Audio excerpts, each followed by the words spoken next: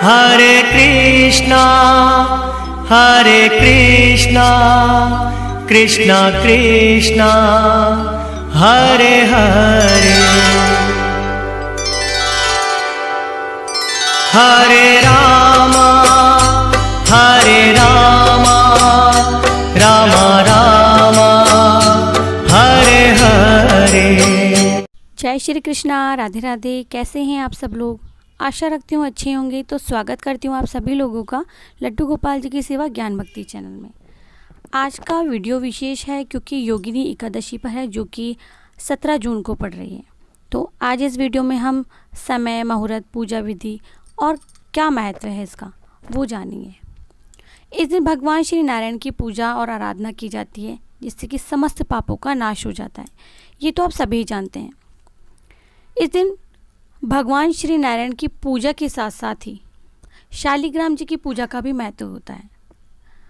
आषाढ़ माह के कृष्ण पक्ष की एकादशी तिथि को योगिनी एकादशी कहा जाता है।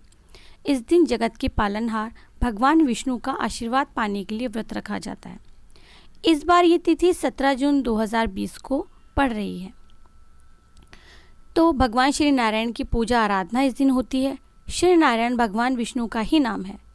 इस एकादशी का व्रत करने से समस्त पापों का नाश हो जाता है, नष्ट हो जाते हैं और पीपल के वृक्ष को काटने जैसे पाप तक भी मुक्त हो जाते हैं।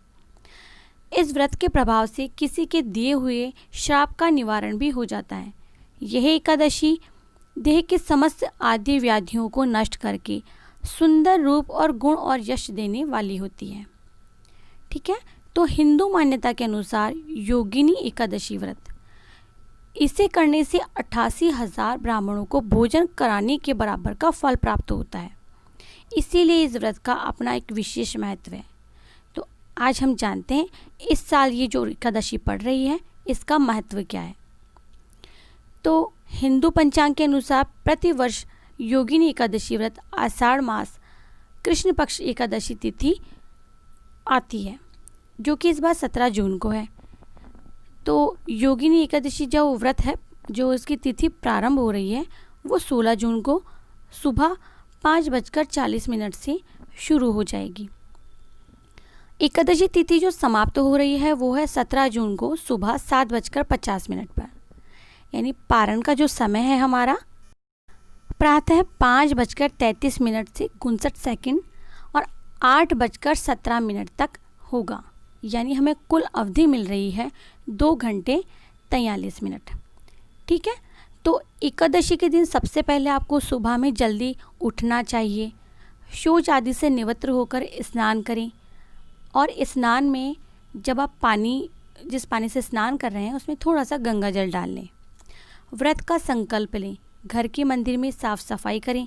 भगवान विष्णु जी की प्रतिमा को कोई भी पाटा बिछाकर, चौकी बिछाकर, पीला उस पर कपड़ा बिछाकर भगवान विष्णु की प्रतिमा को वहाँ स्थापित करें। जल से या गंगा जल से पंचामृत अभिषेक से या पंचगव्य से आप स्नान करवाएं। फिर दीपक जलाकर आप उनकी पूजा अर्चना करें, उनका स्मरण करें। भगवान विष्णु की पूजा और स्तुति करें।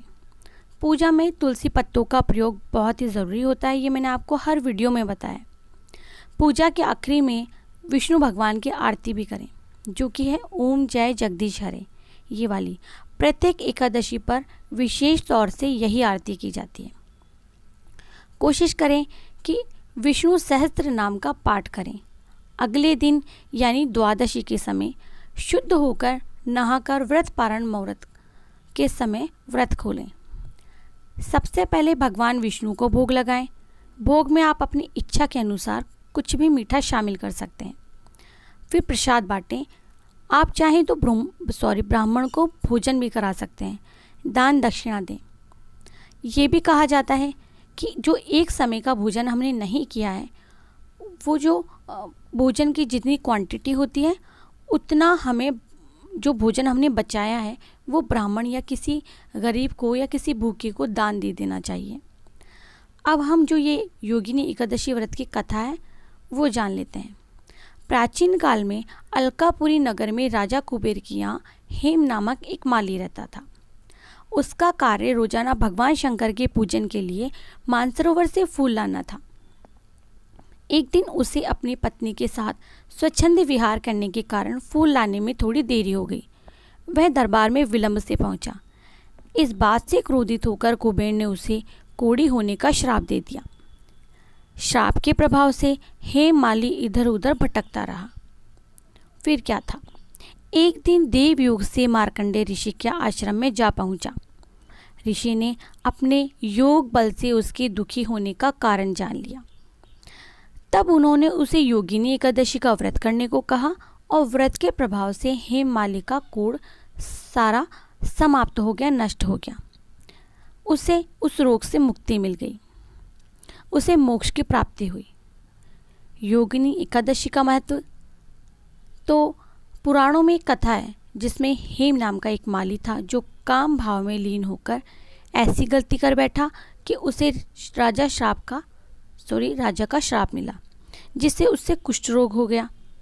तो देखिए, एक ऋषि ने योगिनी एकादशी का व्रत करने को कहा जिससे उसका कुष्ठ रोग ठीक हो गया और तभी से एकादशी का महत्व बढ़ गया। इस एकादशी के दिन पीपल के पेड़ की पूजा करने से सभी पाप नष्ट होते हैं और मनुष्य के मरने के बाद उसे स्वर्ग की प्राप्ति होती है। इस व्रत के नियम एक दिन पहले ही शुरू हो जाते हैं, यानी दशमी तिथि से। रात्रि में ही व्यक्ति को जौ, गेहूँ और मूंग दाल से बना भोजन ग्रहण करना चाहिए, यानी कि सात्विक भोजन। वहीं व्रत वाले दिन नमक युक्त भोजन नहीं करना चाहिए। इसीलिए दशमी तिथि की रात्रि में ही नमक का सेवन बंद कर देना चाहिए। एकादशी तिथि के दिन प्रातः स्नान आदि कार्यों के बाद व्रत का संकल्प लिया जाना चाहिए। बिना संकल्प के कोई भी व्रत पूरा नहीं होता। और प्रत्येक एकादशी पर आप चाहें तो कलश की स्थापना भी कर सकते हैं। कलश के ऊपर भगवान विष्णु की प्रतिमा रखकर पूजा कर सकते हैं। व्रत की रात्रि में आप जागरण भी करें, मंत्र जाप करें। यह व्रत दशमी तिथि की रात्रि से ही शुरू होकर द्वादशी तिथि के प्रातः काल में दान कार्यों के बाद में समाप्त होता है। योगिनी एकादशी व्रत में स्नान का विशेष प्रावधान होता है। स्नान करने के लिए मिट्टी का प्रयोग करना शुभ माना जाता है। मुल्तानी मिट्टी जिसे कहते हैं।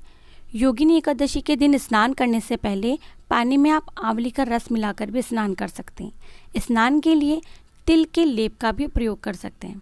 इससे आपको बहुत ही पुण्य की प्राप्ति होगी। एकादशी के दिन यानी योगिनी एकादशी के दिन भगवान विष्णु को दूध में केसर मिलाकर अभिषेक कराने से भगवान विष्णु अपने भक्तों पर जल्द ही प्रसन्न होते हैं।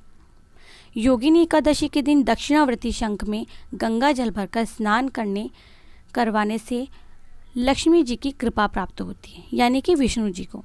अब आप में से हो सकता है किसी के पास विष्णु जी की प्रतिमा ना हो, लेकिन श्री कृष्ण की प्रतिमा होगी, वह भी नहीं तो कोई चित्र तो होगा, आप उसे भी स्नान करवा सकते हैं।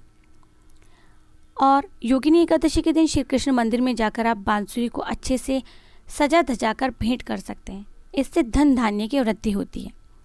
योगिनी एकादशी के दिन आप पीली सरसों का भोग लगा सकते हैं, इससे शुभ फलों की प्राप्ति होती है। गीता का पाठ आप कर सकते हैं, इससे आपको पितरों का आशीर्वाद मिलेगा।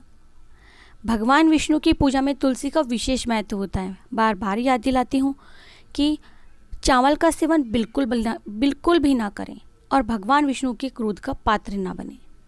देखिए, जब कोई हमारा कहना नहीं मानता परिवार या घर में से, तो थोड़ा सा क्रोध तो हमें भी आता है।